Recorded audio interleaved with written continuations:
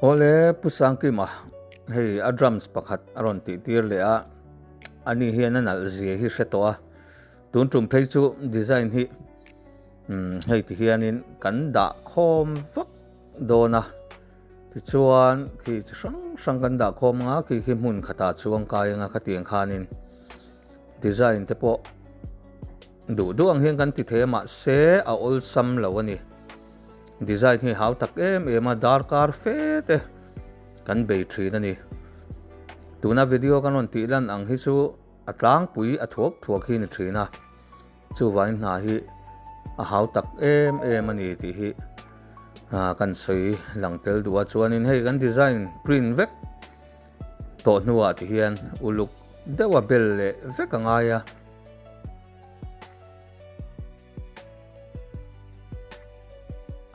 abol zeu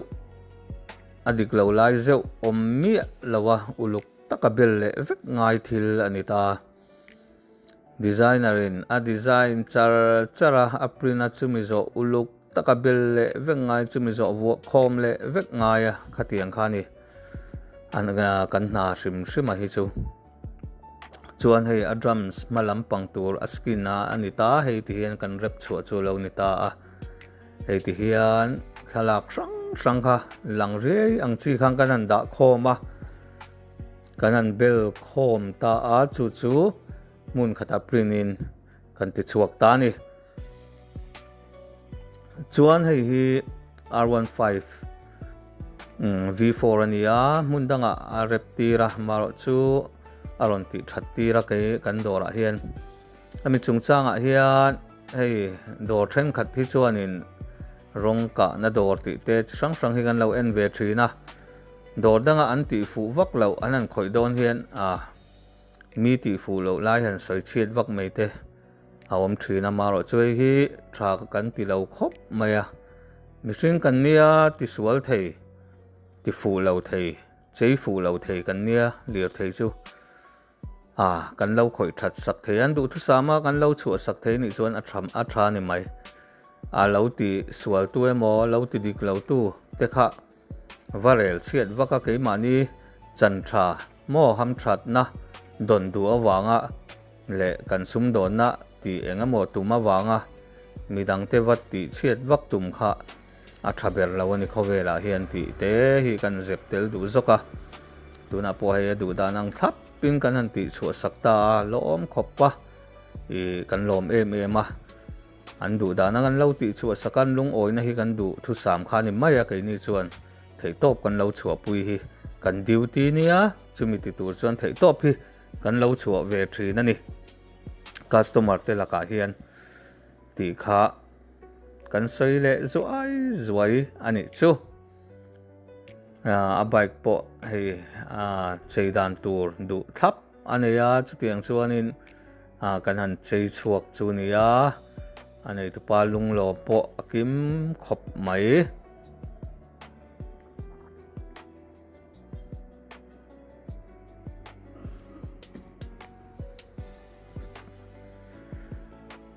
hetiang hian avar adum top tura chei tura nia heng hau zong chuang kai tur hi adu ang min thon thlap vekanita klem te kan modi ve dewa a simple lai deuh chung bak lo hi chu nei tu pai na du dan min thon ang vek ani hei ti hian kanan lakwal zuai ange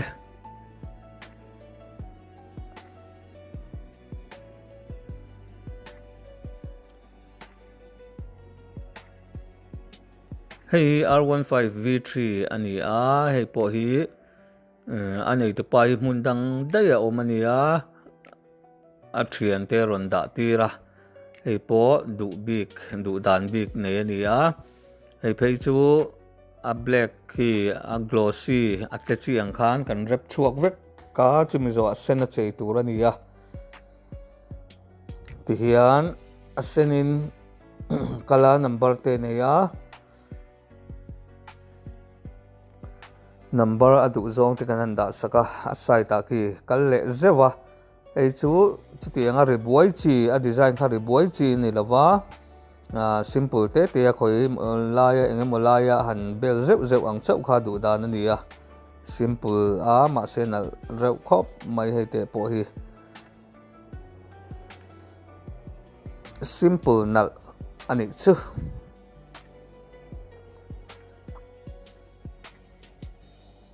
ti hian dum tleta zaka a senin a rawn pawlh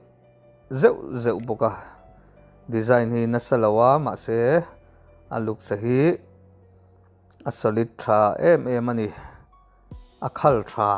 ti meng au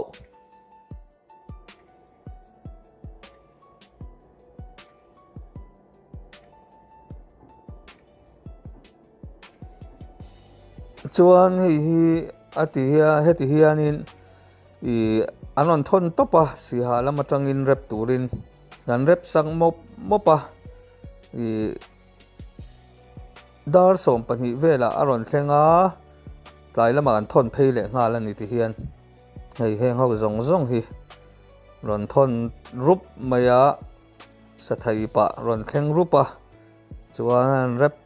chara sathai boka thon phei vele ni chuan tuna hian bolero sticker lam hi khoi turin miron kowa hei kan tlan phei wanga miron pan thei si lawa kan wa pan chil tamaya ti hian an mani kot kaya kan va bela eng te pawh miron pan thei lo tan te pawh kan kal chuak zel thei ani sang control ang chi te pawh kha kan pan zel kha kan video ma sa te pawh kan ron tilang to hei khuwa thima deuh toina ruah hi sur na salut tuka duang pon kan la eng thei to lo hei ma se la ve hrim mang ti hian kan an hit ro veka that tewin a chung lam ro vek turin ruah hi hemini ber kher hian sur na sa em mai le ngala ma se a ro tha tura ngayang chuan eroxy hi lak tharania amaro chu original angkha ane tu point na ronga choi lo em e ti hei a sen lampang hian in pol kha adua chung tur chuan kan an thon veka aron da phei nga la sticker te pawh hei a thar deuh lek angin rong sen tel vek tur angin kan han duang thale veka ti chuan king ho hian aron choi em to ta aron kap to ta ni hei a x lai te pawh khamo ma ka chuan silver rong kha nia a choi lo tak em boka chuan hei ti hian alang sa deuh tawa ta hei hi nei tupa du dan ani a ti hian kan han chei chuak le ta a aerox pawh ti hi chuan rong dum le khimi sen ronin choi khianin a ronga ti highlight te em mai ni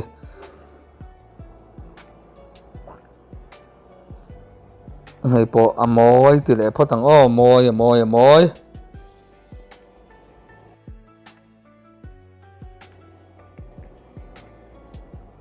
ti an lakwal vele zuai zelila clear tu te in lo om thin ti kan thri a kan lo mani chuan bullet hi atenki hi asen da to lampang ani a khimi glossy mo black hianin kan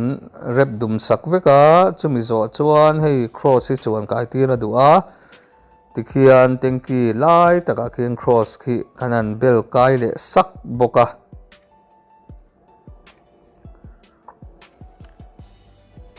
heng te pawh hian tinal ve mai thin ani lir thei hi chu ti hian uluk takin kanan bel kai a hei hi ti hian atenki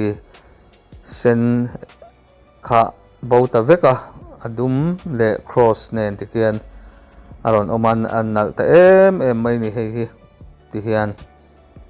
bike lui rong da to lampang te pawh kha ti hian a thar ang khan chuak le mai a matga da hian hei Royal Enfield ho sticker te pawh kanan print saka kanan da kai sak buka tian a lan dan tlang pui chu ni ta ni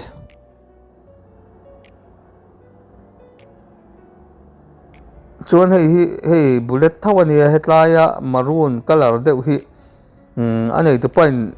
tu pa hi kumsom nga somruk bor vel ania minti lang senior tlat atia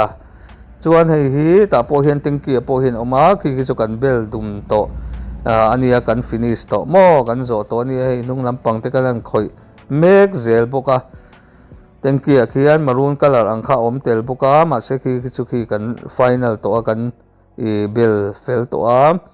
ani dan tur angin a ron lang to a matgat ma le hnung kan an khoi lenga ei ti hian gold in kan lining le veka tikhan a original maroon kha khu bo adu vek boxia ti hian adu ang takin kan an khu bo saka amet black in kan an tia anal dang dai tari au mai ni he ta hian maroon color a sen om thin kha ti hian met black in om to ta ki Royal Enfield te kan bel le ta a ti hian adum tle le adum tle lo in polin kan han da chei sakta hei hi anal tapian mai ni hei nung lam te po ti hian anita a sticker kan bel zeu boka hei hi nei tu pa po ti chuan alang senior to lo tura nga yang hei alan dan chu lo ni ta a sen kha om to lo ni ti hian hei poi bullet ania noi lampang ki rong dang ania ki adum hlangin kan hlia tavek boka bullet khoi hi a hau tak thin ani tengki mum ro pui mai sia chai chung hi rei thin lu tuka harani chuan hei hi KTM ania ti hian aron da a chei turin chu design te kan khoi zo he print mupa a design te chu an print chuak le ta mupa chu uluk taka rep le turania kan han rep anga kan han tuam le vekanga ti zo vek nuwa chuan hei tlai a light eng te hianin transparent a film ang khan rose par lem a en huna po ron lang tura design kha kan han vo sak le kal maya ki tlai var ho eng lai hawa kian ti hian sial le don mange heng te po hi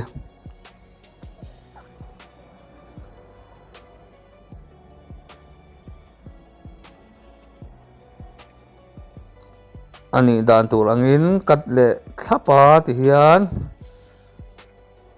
chuanin a full a chei zo vek to chu ti hian kan ron lakual ange hei a mit avar ron var lai anga khan langtlang thei tur si angin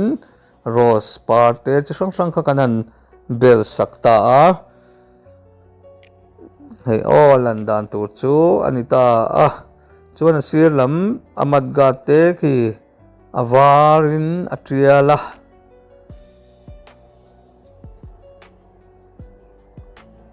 chiang zogin kanon tilang zel done lo hak tram ru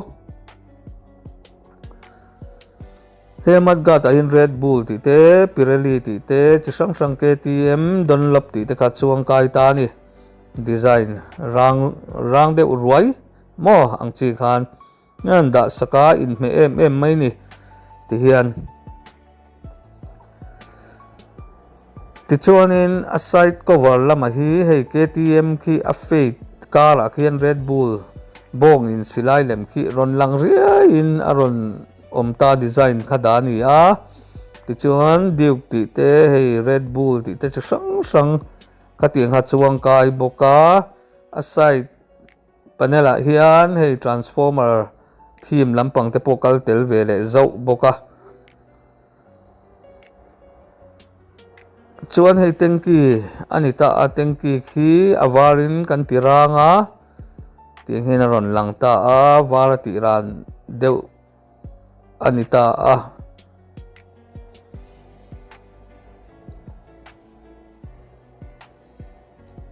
side le lam hi panel pakhata khian a number du zong tak mai 46 kan da kai sak boka hei ti hian rong dang dein hei hian a ron chawi a ron kap le tlat ti hian a full chu a lo ni ta a hei a lan dan pumpui chu lo ni ta ni hei moi le khep khop mai